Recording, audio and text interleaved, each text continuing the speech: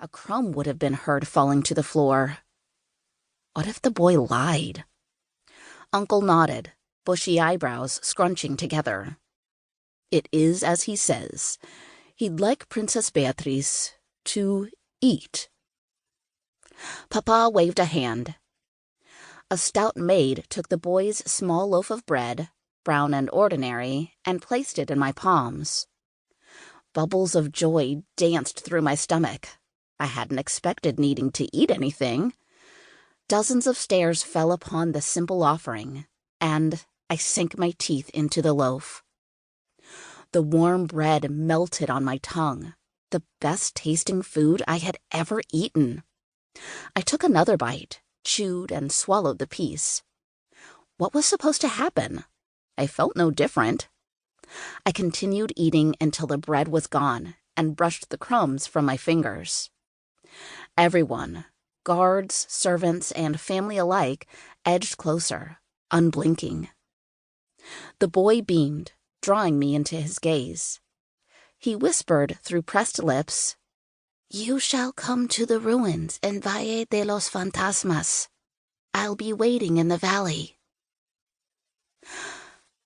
I frowned at Mama. Did the boy just speak? "What is her gifting?" Papa's words sounded crisp. The boy bowed his head and said in a small voice, "In due time." Those 3 words crushed my heart and wrung my insides into knots. Mama hugged me, but even her warmth didn't ease my pain. Why wasn't I special enough to get a touch of magic? Chapter 1. Starlight faded, and an orange halo graced the mountain-lined horizon with a promise. Today, everything will change, but not in the way I'd like. I rubbed the stone balustrade with my palms and arched my neck back. If it isn't too much to ask, I'd like a betrothal to a handsome prince.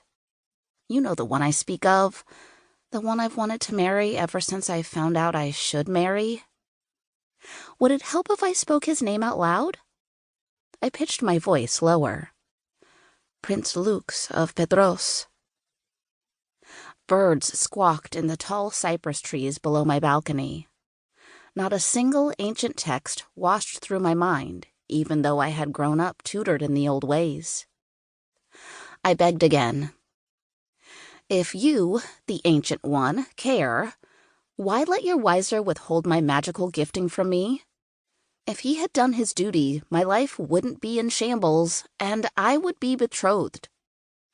I stomped my foot on the balcony floor just as the sun speared the sky. Beatriz. Mama's voice hushed the curse poised on my lips. What are you doing out here? I steadied my thumping heart in 2 breaths before turning. Good day, Mama. How did you wake? My lips tightened with the expected smile. She kissed my cheek in greeting.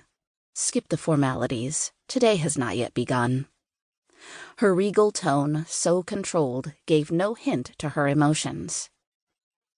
She clutched the front of her silk robe and sat on the settee with perfect posture, slippered feet crossed at the ankles and cocked slightly to the side. Morning light shifted on her high cheekbones, and a tear rolled to her jawline. What's wrong? I asked. Mama swiped her cheek. I yawned. She waved a dismissive hand. Let's review the ceremonia esposal one last time.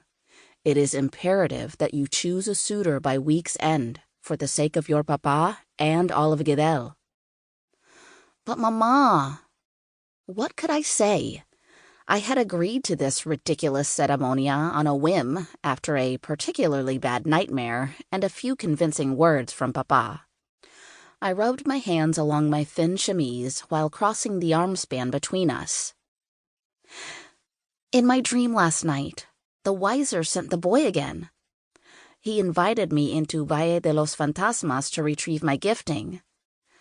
I think it is important to take such a calling into account.